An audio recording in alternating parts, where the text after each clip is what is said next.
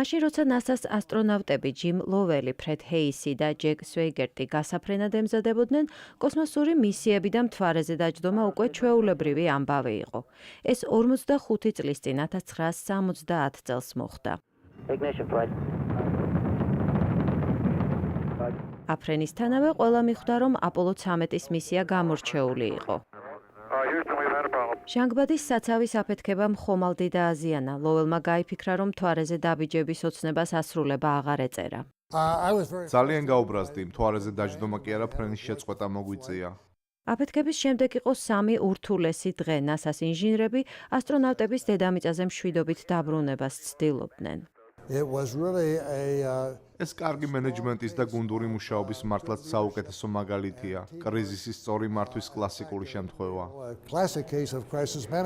მაიკლ კოლინსი 1969 წელს აპოლო 11-ით მთვარეზე პირველ მისიაში მონაწილეობდა. მისი თქმით, მაშინ ეს გამომაფხიზლებელი ზარივით გაისმა.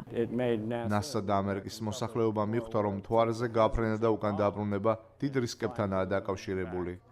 მთვარეზე მისიები არ შეწყვეტილა 1972 წელს აპოლოს პროგრამის საბოლოო დახურვამდე ასტრონავტები მთვარეზე კიდევ 4-ჯერ დასხდნენ. ჯერი გრიფინი მისიის ბოლო დირექტორი იყო. მაშინ ვთქვი, ასე თუ გაგრძელდა 20 წელიწადში ალბათ მარსზე ვიქნებით. ეს 1972 წელი იყო. ანუ მარსზე 92-ში უნდა მიგვეღწია. ვერ შევძელით. მიგვირს. სამწუხაროა, რომ მისიების გაგრძელებაზე სათანადოდ ვერ ვიზრუნეთ და ამისთვის საკმარისი ეროვნული შეგნება და ლიდერების ნება არ აღმოგვაჩნდა. ამერიკის მუზეუმებში NASA-ს მთვარეზე გაფრენის დოკუმენტური მასალა თუ იმიტაციები ამაყადაა გამოფენილი. მათ შორისაა ჩიკაგოში გახსნილი ახალი ექსპოზიცია სახელწოდებით მისია მთვარეზე. ჯიმ ლოველი თვლის, რომ მთვარეზე მისიები ისევ უნდა განახლდეს.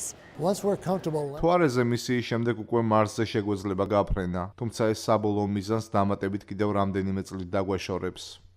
და არ ნანობს, რომ მთვარეზე დაბიჯების ოცნება ვერ აისრულა. საბოლოო ჯამში დღეს ბედნიერი ვარ, რომ ჩვენი მისია ამ შედეგით დასრულდა. მთვარეზე რიგით მესამე გაფრენა, ასე რომ არ წარმართულიყო, შესაძლოა შემდგომი წარმატებები და დღესასწაულები აღარც გქონოდა.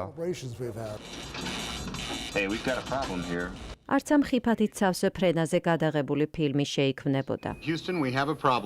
პოპულარულ ფილმს ასევე ჰქვია აპოლო 13. მაია ქვარცხავა, კეინ ფერაბო, ამერიკის ხმა, ვაშინგტონი.